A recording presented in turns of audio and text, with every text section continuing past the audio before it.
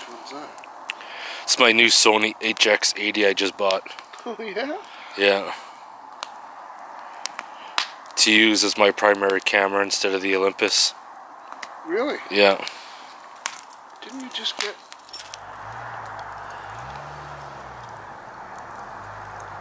That was a nice night to have a fire. Trevor was able to come out. His wife didn't tell him that he couldn't do it.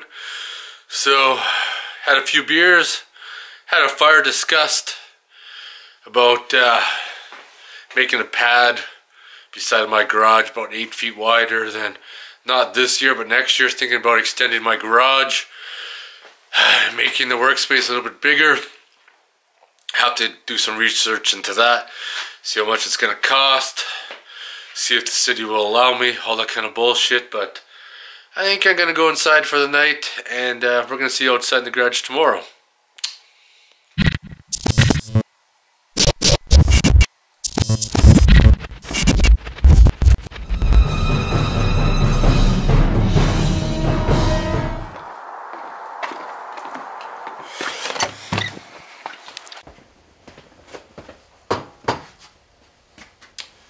Today's a new day in the garage. We're gonna get some things going. I don't feel too bad today. Yesterday I still kind of felt like ass. Feeling quite a bit better today. We're not gonna get up to too much today because the Walking Dead season premiere is on tonight, so we gotta watch that. Yesterday, let's recap what we did. Did some electrical testing of the stator. Tried out my Power Probe 4. Did electrical thing on the 4-wheel drive. So today we're gonna start taking apart the actuator. We're also going to start moving some of the plastics off the ATV as well. But before we start on that, let's talk about something that I get millions of people always sending me messages about. Is that when they work on their vehicle, I've replaced this, I replaced that, but I still have this problem. The question is, I always ask, why did you replace it? Did you troubleshoot those parts to verify that those parts had indeed failed? Or did you just replace them because you felt like they needed to be replaced to fix your problem? We've all been there, but throwing parts at the problem without proper troubleshooting is not the answer. You need to diagnose, troubleshoot, and then try to solve the problem. And during that process, you may end up throwing on some parts that may not help you out in the end. But at least you gave it 100% effort. And now that being said, if you're trying to rebuild a differential and you have to ask me what is the ring gear side, that's probably a job you shouldn't be doing. I think we're done with the stator for right now until I come up with something else. Get the old drift camera set up, get the wide angle view. I don't know why, but something with this fluorescent light, when I shine down below, you'll be able to see like a brown bar on a lot of my cameras shows up. But the drift camera doesn't for some reason.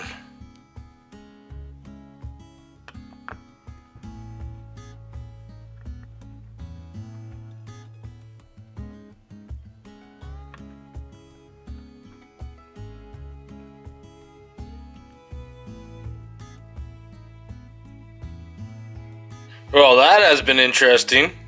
You're gonna have to go over to my other channel if you already haven't seen that video and discuss what I think is the issue. Totally debatable until it's fixed.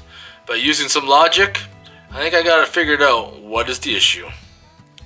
This is one time a multimeter I prefer over using the Power Probe because doing stuff like this, the multimeter has its own power source, while the Power Probe you'd have to have a 12-volt input source in order for it to work. I need to start taking those plastics off. I'm just not feeling it. Oh, I'd rather just be laying on the couch beating off watching porn or something. Fuck, being sick sucks ass. Oh, there's no sense staring at the quad because it's not gonna finish itself, so let's get some earplugs in. Getting custom fit plugs for your ears are by far the best. Let's get the compressor fired up.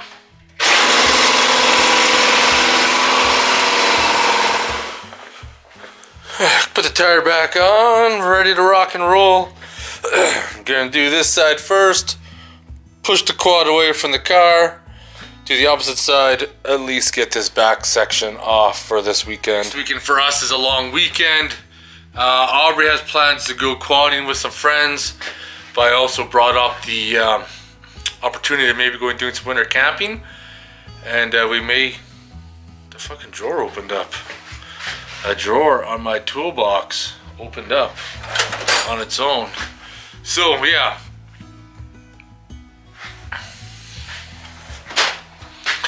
So that being said, we still may go camping next weekend. We haven't had too much luck going out camping. Go out Saturday and then he'll go quadding on Sunday. Leave from camping, but we'll see. But anyways, let's get started on this. I'm sick. The sooner we get it off, the sooner I can go inside and just relax.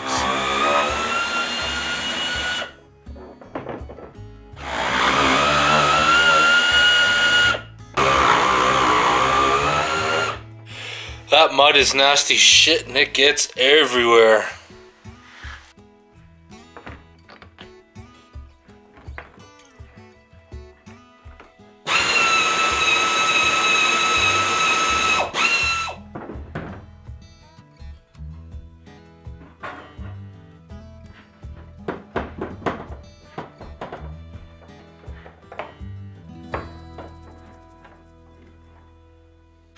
Well, we're close, but not quite. I thought I could remove the rear plastics, but I need to get this front piece off so I can lift the back off with the battery thing. It's still held in place by the gas cap on the other side. It's so close to come off, but catches right there. I think that's enough for today. My stomach's a little on the raw side, but I think we're gonna choke down an IPA. What we got today is some Sage Fight Imperial IPA by Deschutes Brewery. Oh, I do have enough stretch. Motherfucking beer time. Let's hope this doesn't come back up while I'm doing this video.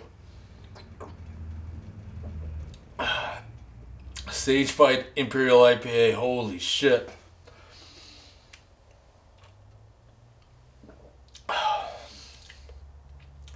That is strong.